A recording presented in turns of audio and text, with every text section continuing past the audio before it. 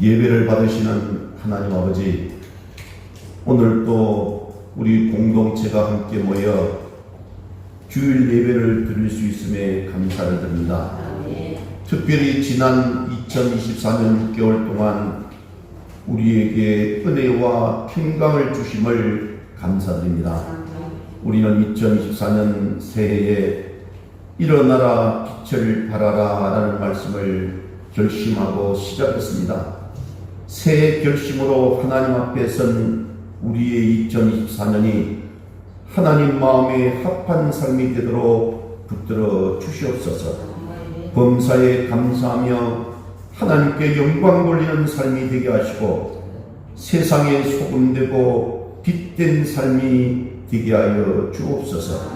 오늘 예배하기 위해 모인 우리들 강하고 담대하게 저 높은 곳을 향해 하나님 나라를 더 가까이 하는 천국 백성으로 살게 하여 주시옵소서.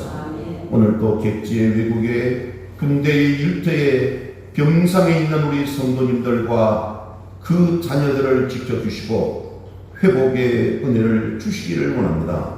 협력교회 목회자와 성도들, 선교사님과 선교지 모든 성도들 모두에게 주님의 은총을 구합니다. 어디에 있든 하나님과 사람에게 귀하게 여김받는 삶이 되게 하여 주옵소서. 이 시간에 주님 앞에 나와 예배드리는 성도들을 지켜주시고 은혜와 사랑과 평강이 충만케 하여 주시옵소서. 성령의 역사를 믿습니다. 예배 중에 말씀 듣는 중에 영육간에 병든 이들을 고쳐주시옵고 묶였던 문제들은 풀리게 하여 주시옵고 닫혔던 문을 열어주시옵소서. 말씀 전하는 부족한 종의 모습을 가리시고 성령께서 붙들어 주시고 우리 주님만 영광 받게 하여 주시옵소서. 감사드리옵고 예수님 이름으로 기도드리옵나이다. 아멘. 아멘. 할렐루야. 아멘. 주 안에서 다들 평안하셨습니까? 네. 벌써 2023년이 시작한 지가 엊그제 같은데 오늘이 공교롭게도 2024년 6월 30일 이제 상반기가 마감되는 날입니다. 지난 우리 6개월 동안 여러분 애쓰시고 수고하신 노고에 또 격려와 위로를 드리고 또한 다가오는 이 하반기 또 6개월 동안도 여러분 계획하시고 꿈꾸시고 소망하는 모든 일들이 주님 안에서 형통하게 이루어지시기를 주님 이름으로 축원합니다. 아멘. 자, 우리 옆에 있는 분들은 반갑게 인사합니다. 오늘은 위로하는 말을 한번 합시다. 샬롬. 지난 6개월 동안 애쓰셨습니다. 시작. 샬롬. 지난 6개월 동안 애쓰셨습니다. 아멘. 자, 우리 이번에는 축복합시다.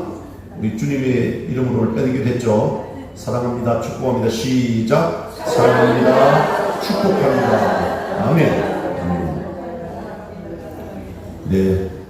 저는 오늘 사도행전 27장 13절에서 26절 말씀을 중심으로 유라굴로 광풍의 고난을 만날 때라는 제목으로 함께 말씀 연회를 나누기를 원합니다. 설교 제목 길이가 좀 길지만 한번 따라해 주시기 바랍니다. 유라굴로 광풍의 고난을 만날 때. 시작. 유라굴로 광풍의 고난을 만날 때. 아멘. 네, 제가 어제 그제 제가 저희 고향에 좀 다녀왔습니다. 저하고 같이 어린 시절을 같이 자랐던 친구가 갑자기 세상을 떠나버렸어요. 참 좋았던 친구고 절친했던 정말 그런 친구였는데 세상에 태어날 때는 순서가 있다고 하는데 세상을 떠날 때는 순서가 없더라고요. 참 이렇게 여러분도 아마 그런 경험을 하셨겠지만 소중한 친구가 세상을 떠났다는 그 사실 하나만 가지고 그 왠지 모르는 상실감과 충격이 오래 가는 것 같아요. 그래서 제가 요 며칠 동안 사실 좀 이렇게 좀 많이 헤맸습니다. 인생의 허무에 대해서도 생각했고 예수 믿지 않고 살았더라면 어떻게 되었을까 하는 생각도 많이 했습니다. 근데 흔히 우리 인생을 가르쳐서 바다를 항해한 것으로 비유를 합니다. 매우 적절한 비유라고 저는 생각합니다. 바다를 항해하다 보면 순풍으로 잔잔한 바다를 통과할 때도 있지만 반대로 광풍으로 거칠어진 바다를 통과할 때도 있습니다. 그렇습니다. 가만히 생각해 보면 인생은 잔잔한 바다에 배를 띄워놓고 유람하는 뱃놀이가 아니더라는 것입니다. 시시때때로 불어닥치는 광풍으로 말미암아 자칫 잘못하면 표류하기도 하고 또는 난파를 당하기도 합니다. 근데 잘 대처하면 그 고난과 위기가 오히려 승리의 기회가 되기도 합니다. 위기라는 한자가 바로 그런 뜻이잖아요. 위험할 때 위, 그 다음에 또 기는 기회의 기자잖아요. 위험하지만 기회가 반드시 있다는 것입니다. 그렇다면 과연 무엇이 지혜로운 인생의 태도일까요? 몰려오는 광풍을 바라보며 두려워하며 걱정만 할 게 아닙니다. 광풍이 몰려올 때만 막연히 기다릴 것도 아닙니다. 어떻게 하면 그 광풍을 잘 헤쳐나갈 것인지 지혜를 가지고 지혜를 구하고 하나님의 도움을 받아야 되는 것입니다. 원하기는 오늘 이 시간 오늘 주신 이 말씀을 함께 묵상하면서 저와 여러분의 인생의 바다에 혹시라도 광풍이 몰려온다 할지라도 넉넉히 승리하는 저와 여러분 되시기를 주님의 이름으로 축복합니다.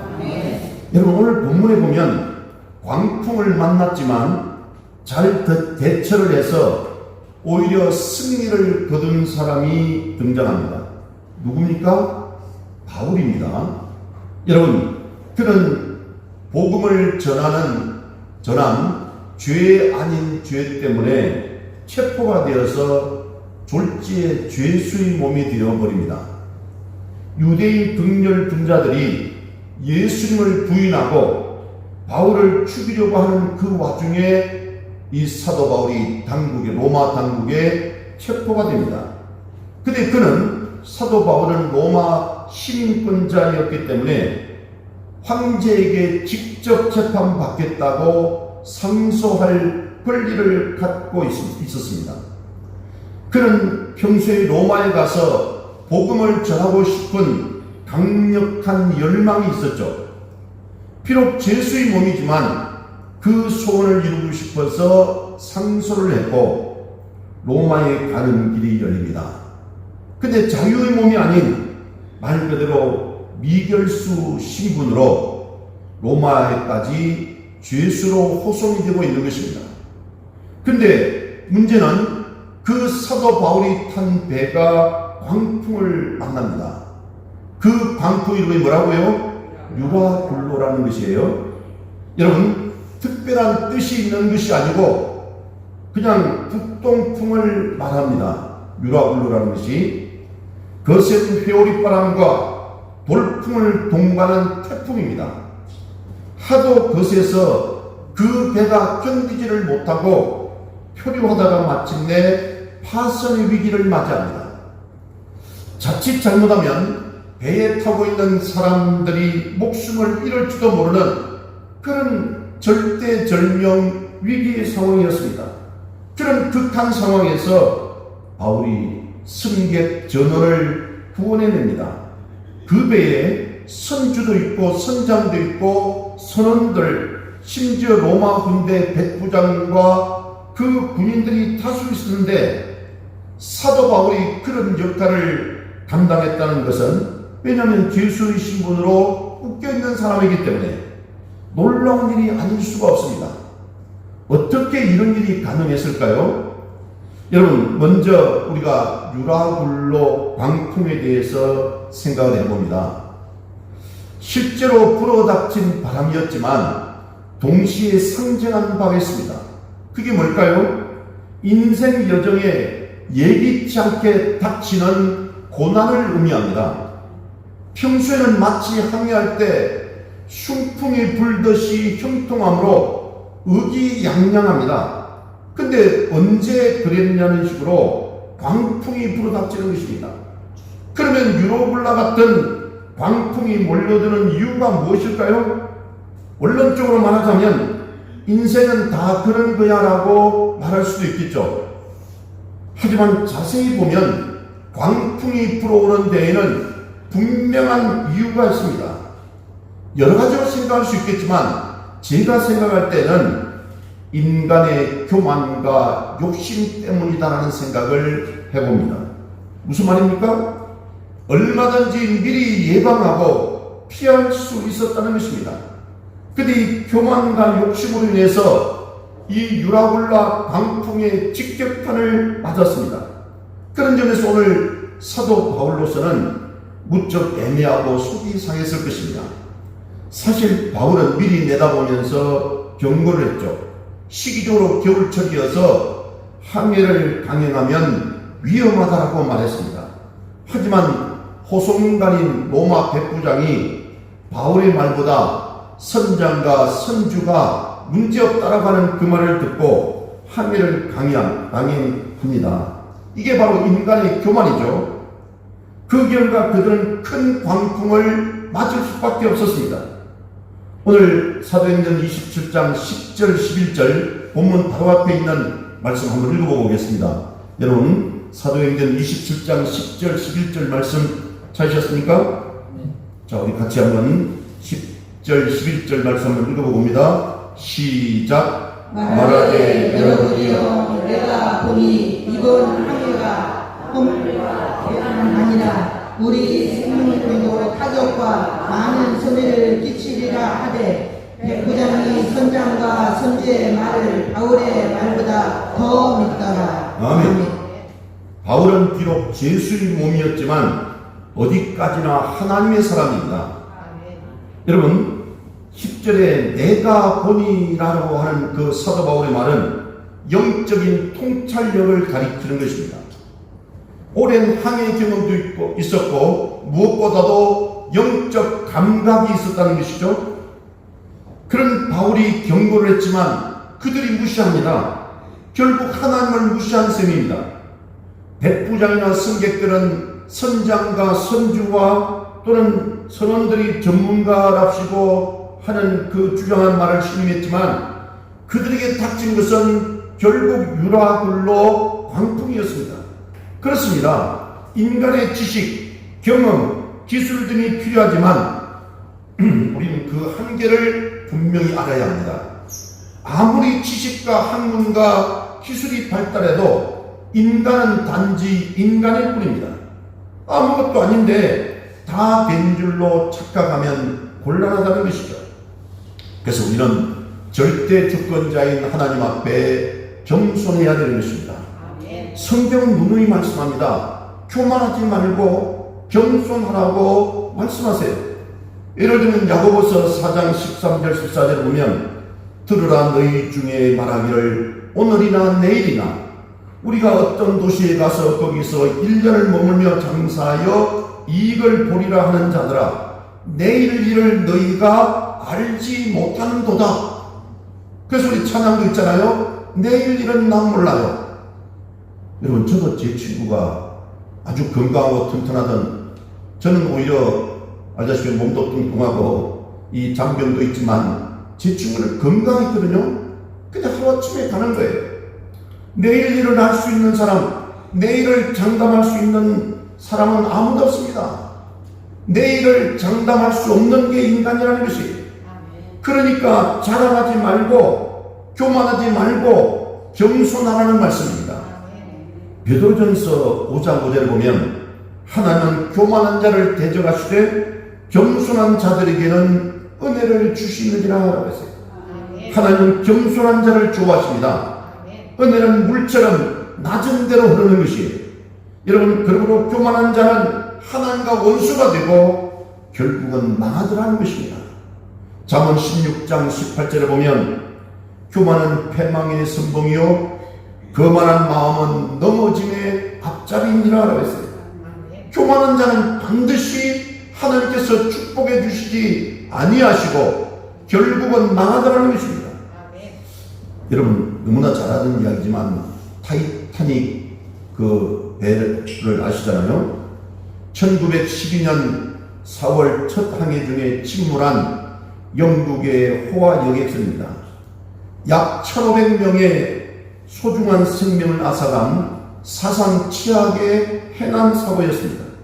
그때 추락하면서 그 배의 선장 스미스라는 사람은 이렇게 큰 소리를 쳤습니다. 타이타닉은 하나님도 침몰시킬 수 없다. 당시 과학적 이론으로 절대로 가라앉을 수도 없고 파손할 수 없는 그런 대단한 배였다는 것입니다. 그래서 그 배의 별명이 결코 가라앉을 수 없는 배라는 별명이 있었다는 것이에요. 그래도 하나님까지 별명인 선장의 말은 굉장히 교만했잖아요. 하나님이라도 이 배는 이 침몰시킬 수 없다라고 하는 그 말, 아마 하나님이 그 말을 들었으면 어떤 생각을 했을까요? 웃으셨을까요? 화가 났을까요? 선장은 그 배를 가지고 최단 시간 항해 신기록을 수립하겠다고 호언장담을 하며 전속력을 냈습니다. 그러다가 갑자기 마주친 빙산 아시죠? 그 얼음산을 미처 피하지 못해서 그 배는 침몰합니다. 결국 인간의 교만이 얼마나 위험한 것인지를 두고두고 보여주는 상징적 사건이 되고 말았습니다. 우리는 추후라도 저와 여러분은 하나님 앞에나 사람 앞에 교만한 마음을 품어서는 안 되는 것입니다. 내려 놓아야 되는 것이에요. 겸손해야 되는 것입니다. 낮아져야 되는 것이에요. 아무리 훌륭한 사람도 교만하면 그 사람은 외면받습니다. 정치인들 보십시오. 교만해가지고 결국 그 어떻게 보면 유권자들에게 외면받는 것을 많이 보셨잖아요. 여러분, 우리가 또 한 가지 경계해야 될 것이 있습니다. 그것은 뭐냐면 욕심입니다. 바울이 탄 배가 왜 항해를 강행했습니까? 그 이유를 오늘 보면 사도행전 27장 바로 앞에 있는 27장 12절에서 찾아볼 수 있습니다. 우리 12절 말씀도 한번 읽어봅니다. 27장 12절 찾으셨죠? 시작. 그 항구가 겨울을 지내기에 불편함으로 거기서 떠나 아무쪼록 피니스에 가서 겨울을 지내자 하는 자가 더 많으니 피니스는 이때 항구라 한쪽은 서남을 한쪽은 서북을 향하였더라. 아멘. 여러분, 여기서는 그 항구라는 것은 미항을 가리키는데요. 그들이 보기에는 이름만 아름다운 항구일 뿐 그 미항이 겨울을 지내기가 불편하다는 것이에요. 사실은 미항이라는 이 항구가 겨울을 지나기에 좋은 지형을 갖고 있어서 풍랑을 피하는데 아주 좋았다고 합니다. 그런데 문제는 유흥도시가 아니어서 먹고 마시고 놀고 타락하는데 불편하다는 게 불만이었습니다.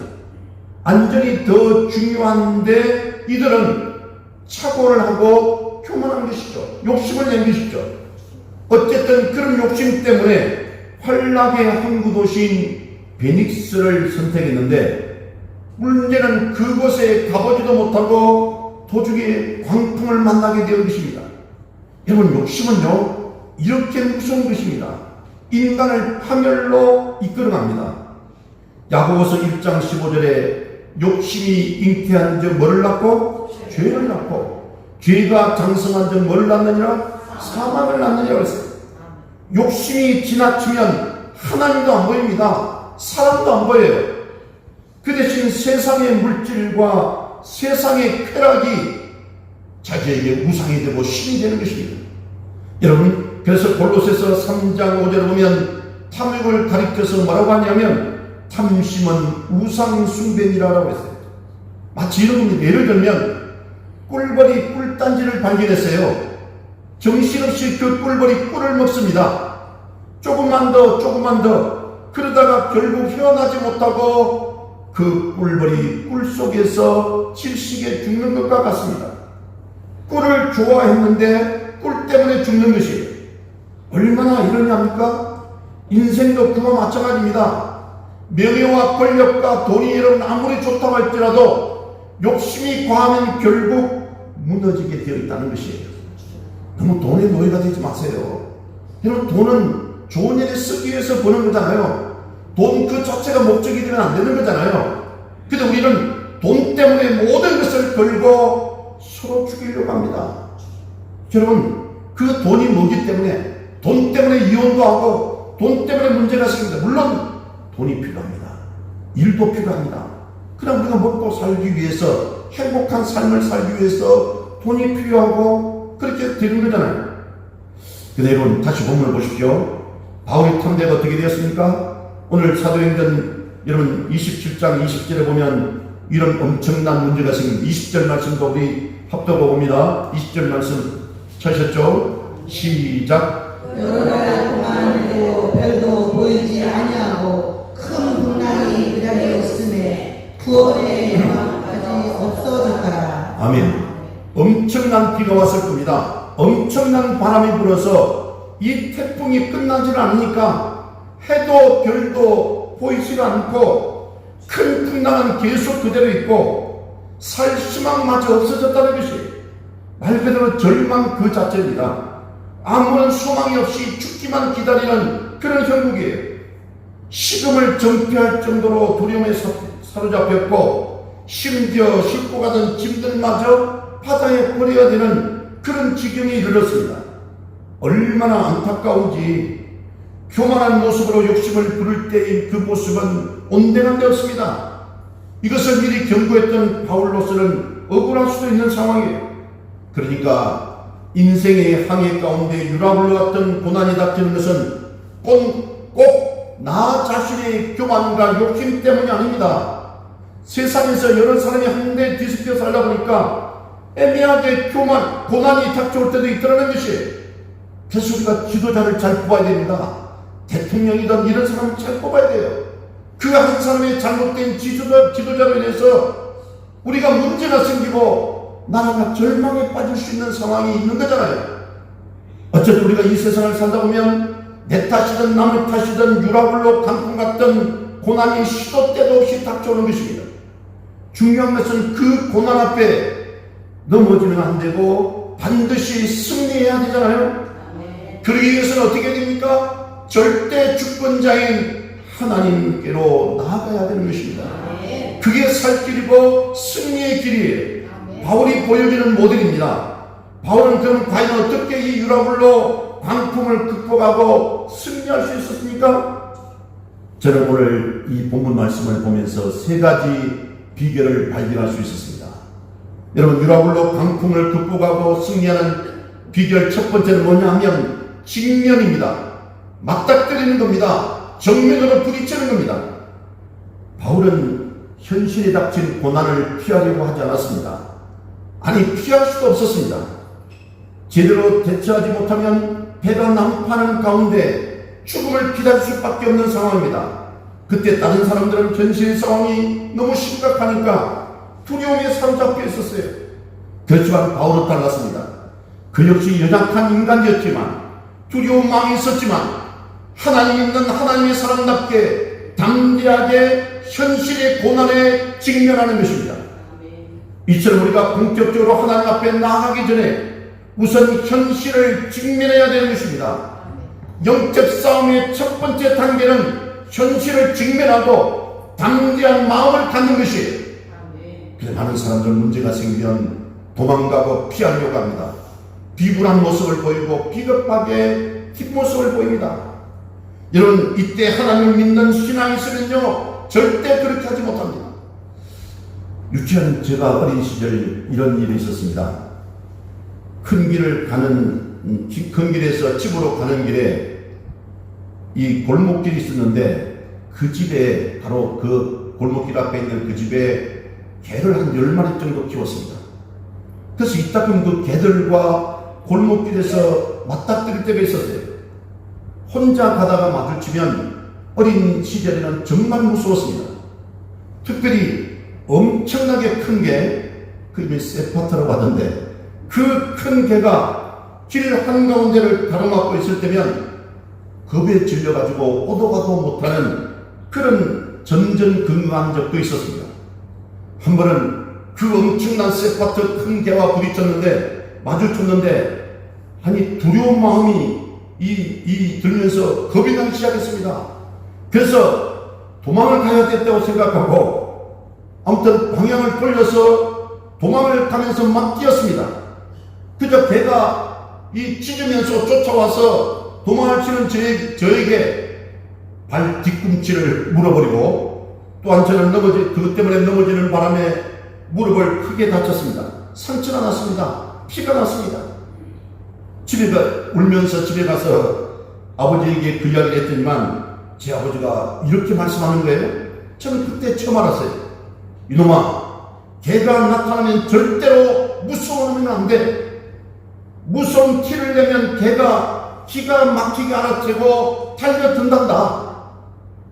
안 무서운 척하고 당당하게 그 앞으로 지나가면 되는 거야. 그러면 개들이 함부로 달려들지 않는단 말이야. 라고 말하는 것이에요. 어린 마음에 제가 그 개를 보고 겁먹고 두려워서 쫄아서 도망갔던 그 비급한 모습보다 우리 아버지가 말하는 비록 겁은 나지만 담대하게 그렇게 마주치라는 것이에요. 그래도 엄두가 나지 않았는데 아버지와 함께 갈 때 한번 연습하듯이 시도해 보았습니다.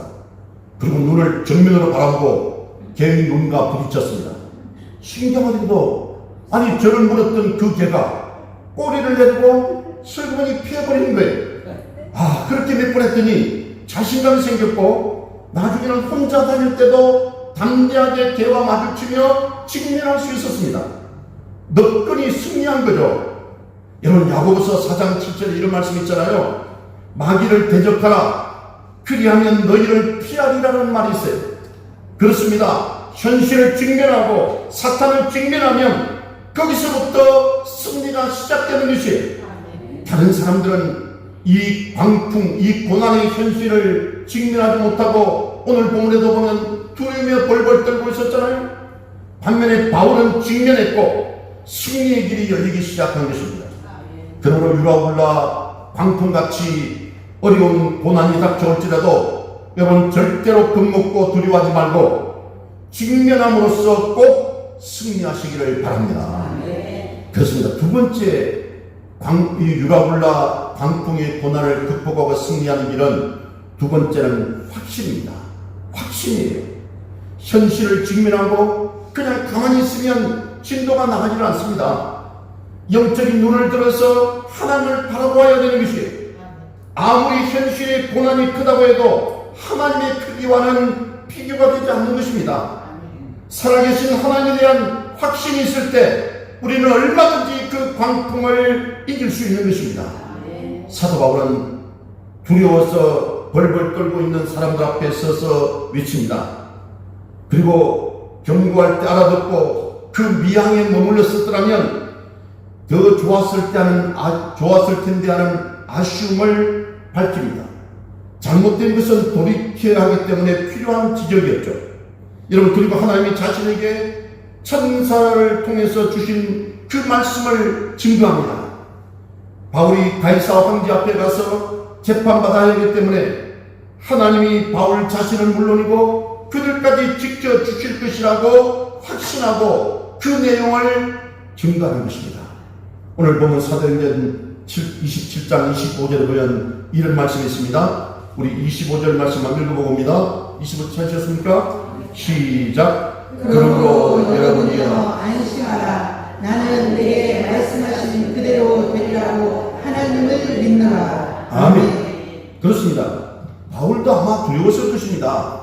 여러분, 그도 연약한 인간이었잖아요. 하지만 살아계신 하나님을 체험했고 승리를 확신하는 것입니다.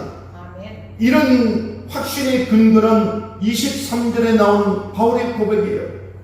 여러분 23절에 보면 내가 속한 바 곧 내가 섬기는 하나님이라고 기록되어 있어요. 그는 자신이 하나님의 소유라는 확신을 갖고 있었습니다. 그렇다면 하나님이 전적으로 책임져 주실 것 아니겠습니까? 이것이야말로 가장 강력한 바울의 확신이었습니다. 여러분 잘 아시는 이사야 43장 1절 2절, 제가 힘들고 외로울 때는 이 말씀을 듣고 위로를 받는데요. 우리 한번 찾아보겠습니다. 구약성경 1019페이지인데요. 이사야 43장 1절 2절입니다. 여러분 찾으셨습니까? 구약성경 1019페이지 이사야 43장 1절 2절 말씀 찾으셨죠? 아멘. 자, 이사야 43장 1절 2절 합동합니다. 시작. 야곱아 너를 창조하신 여호와께서 지금 말씀하시니라. 이스라엘아 너를 지으신 이가 말씀하시니라. 너는 두려워하지 말라. 내가 너를 구속하였고 내가 너를 지명하여 불렀나니 너는 내 것이라. 내가 물 가운데로 지날 때에 내가 너와 함께할 것이라. 강을 건널 때에 물이 너를 침몰하지 못할 것이며 내가 불 가운데로 지날 때에 타지도 아니할 것이요 불꽃이 너를 사르지도 못하리니. 아멘. 여러분, 우리 하나님께서 저와 여러분에게 내가 너를 구속하였고 내가 너를 지명하여 불렀나니 너는 내 것이라고 했어요. 그렇기 때문에 두려워하지 말라는 것이에요. 내가 물 가운데 지날 때에도 함께 할 것이고 강을 건널 때도 물이 너를 침몰하지 못하게 할 것이고 불 가운데 지날지라도 타지 아니하게 할 것이고 불꽃이 너를 사르지 아니하게 할 것이라고 약속하시는 것이에요. 여러분, 우리도 마찬가지입니다. 우리는 예수님의 십자가 피로 구속된 하나님의 자녀들이라는 것입니다. 하나님의 자녀들, 하나님의 소유가 되었습니다. 그러니 여러분 안심해도 되는 것입니다. 하나님께서 반드시 지켜주시기 때문에 그렇습니다. 여러분 모두 하나님의 자녀, 하나님의 소유라는 것을 확신하시고 당당하게 승리하시기를 바랍니다. 유아굴로 광풍의 고난을 극복하고 승리하는 비결, 첫 번째는 뭐라고 그랬죠? 직면하는 것이라고 했어요. 두 번째는 확신하는 거예요. 뭐를 확신하는 거예요? 하나님의 자녀라는 것, 나는 하나님의 소유라는 것을 확신하는 것이에요. 세 번째는 뭐냐? 유라굴로 광풍의 고난을 극복하는 세 번째 비결은 기도입니다. 기도예요. 아마 바울은 살아계신 하나님 앞에 밤을 지새우며 간절히 기도했을 것입니다. 오늘 본문 23절 다시 한번 보십시오. 사도행전 27장 23절 우리 다시 돌아와서 23절 합독하겠습니다. 찾으셨죠? 자, 23절 시작. 내가 속한 바 곧 내가 숨기는 하나님의 사자가 어젯밤에 내 곁에 서서 말하되. 아멘. 밤에 천사를 만났습니다.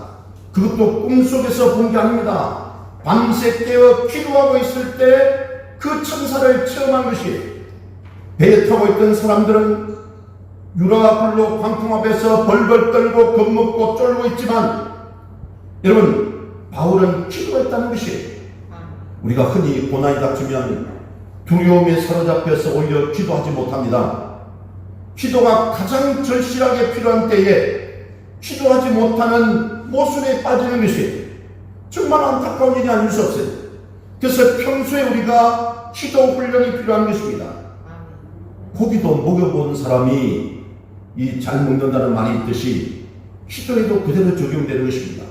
평소에 기도 생활을 하는 사람은 고난이 닥쳐도 겁먹지 않고 두려워하지 않고 담대하게 부르짖어 기도하는 것입니다. 반면에 기도 훈련을 하지 못하면 막상 고난이 닥칠 때 버벅거리며 기도하지 못합니다. 결국 그대로 주저앉아 버리더라는 것이에요. 성경은 평소에도 기도하고 특별히 고난이 닥칠 때 부르짖어 기도하라고 눈을 강조합니다. 10편 50편 15절에 보면 환난 날에 나를 부르라 내가 너를 건지리니 내가 너를 영화롭게 하리로 말하고 있습니다. 에르미야 33장 3절에 너는 내게 부르짖으라 내가 내게 응답하겠고 네가 하지 못하는 크고 은밀한 일을 네게 보이리라고 했어요. 그렇습니다. 여러분, 오늘 우리가 철야와 염려는 하는데 철야와 기도는 하지 않습니다. 안타까운 일이에요. 밤새도록 고민하고 걱정하고 염려해서 잠 못 이루고 불면을 보내는 그런 일들이 많은데도 불구하고 염려만 하고 있는 것입니다. 기도하지 않는 거예요. 염려할 시간에 담대히 기도하면 하나님께서 반드시 응답해 주신 줄로 믿으시기를 바랍니다. 그렇습니다. 고난이 닥치는 여러분, 두려워하지 말고 하나님 앞에 간절한 마음으로 기도해서 꼭 승리하는 저와 여러분 되시기를 바랍니다. 여러분, 바울이 이렇게 광풍에 대처하니까 세 가지로 대처할 때 우리 한번 복습합시다. 처음에는 뭐라고요? 직면하고, 두 번째는 하나님의 자녀라는 것을 확신하고, 세 번째는 간절히 기도해서 이 문제가 해결되는 것입니다. 여러분, 하나님이 그 상황을 역전시켰어요. 하나님의 놀라운 승리가 나타납니다.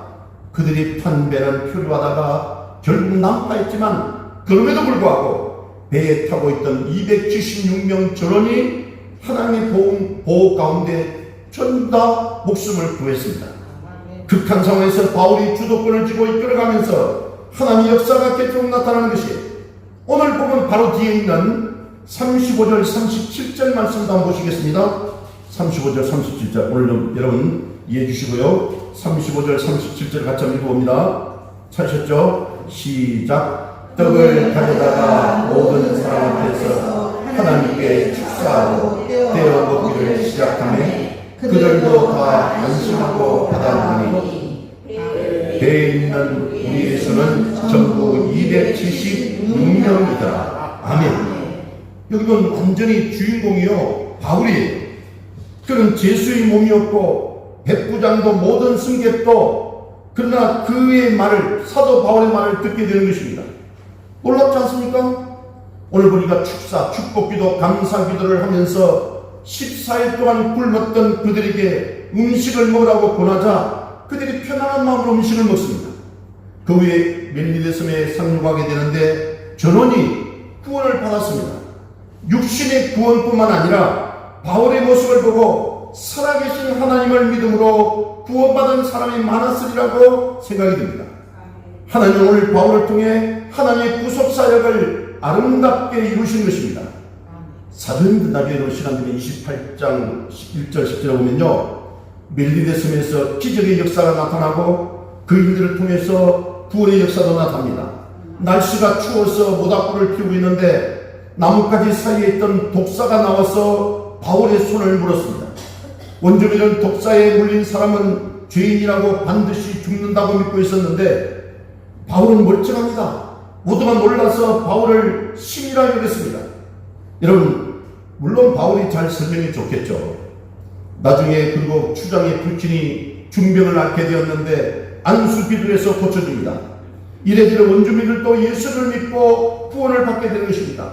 그 바울은 세계의 신장으로 있던 로마에 갔고 셋집을 얻어 거주하면서 재판을 받는 기간 동안 유대인 보위층 인사들과 로마의 시민들을 만나 복음을 전합니다. 한마디로 말해서 모든 것이 합력해서 선을 이룬 셈이죠. 바울 자신이 로마서 8장 28절에서 증거했던 말씀 그대로입니다. 우리가 알거니와 하나님을 사랑하는 자 곧 그의 뜻대로 부르심을 입은 자들에게는 모든 것이 합력하여 선을 이루느니라. 아멘. 비록 그 배가 유라굴로 광풍을 만났지만 바울이 살아계신 하나님을 의지하며 나아갈 때 하나님이 놀라운 역사를 일으켜 주신 것입니다. 그래서 사랑 여러분, 우리 인생의 유라굴로 광풍이 몰려와도 하나님 앞에 나아가서 그분을 전적으로 신뢰하면 역전성을 거둘 수 있다는 것을 믿으시기 바랍니다. 바울은 인생 전반에 유라굴로 강풍이 닥쳐왔지만 살아계신 하나님을 의지함으로 승리했던 것입니다. 여러분, 여러분의 인생의 항해를 하다가 혹시 유라굴로 강풍을 만났습니까? 오늘 본문에 등장한 바울을 기억하십시오. 첫 번째는 어떻게 했다고요? 두려워하지 않고 직면했습니다. 두 번째는 하나님의 자녀로서의 승리의 확신을 가졌습니다. 세 번째는 여러분 그리고 간절히 기도했습니다. 그러면 하나님의 놀라운 섭리가 나타나게 되어서 문제를 극복하고 승리하게 만들어 주시는 줄로 믿으시기 바랍니다. 고난이 오지 않으면 좋겠지만 인생의 여정에는 시시때때로 고난이 닥쳐오기 마련입니다. 아무쪼록 유라굴로 강풍 같은 고난을 만나더라도 살아계신 하나님을 굳게 의지함으로 직면하고 확신하고 기도해서 역전의 승리를 거두는 저와 여러분 되시기를 주님 이름으로 축원합니다. 아멘. 기도하십니다. 좋으신 하나님, 힘들고 험한 이 세상을 살면서 때로는 우리가 예기치 못한 유라굴로 강풍 같은 고난을 만날 때가 있습니다. 아버지 하나님, 그럴 때 우리가 절망하고 좌절하고 포기하고 도망가고, 아버지 하나님, 그렇게 두려워할 것이 아니라 오늘 주신 말씀처럼 하나님께서 우리에게 주시는 그 은혜를 말미암아 우리가 두려워하지 않고 직면하고 하나님의 자녀로서의 승리 확신을 가지고 또한 하나님 앞에 간절히 기도해서 하나님의 놀라운 승리로 말미암아 역전성을 거두는 것처럼 우리 삶 가운데 아버지 하나님 함께 대비해 주시고 유라굴로 강풍 같은 그 모든 문제와 고난을 해결하여 주시옵소서. 믿음으로 승리하고 하나님께 도움을 구함으로 모든 문제가 해결되고 삶과 가정의 문제, 자녀의 문제도 해결하여 주시옵소서. 사업장의 문제, 일터의 문제도 주님께서 해결하여 주시옵소서. 마음의 상처, 육체의 질병도 주님께서 회복시켜 주시옵소서. 감사드렸고 예수 주님 이름으로 기도드리옵나이다. 아멘.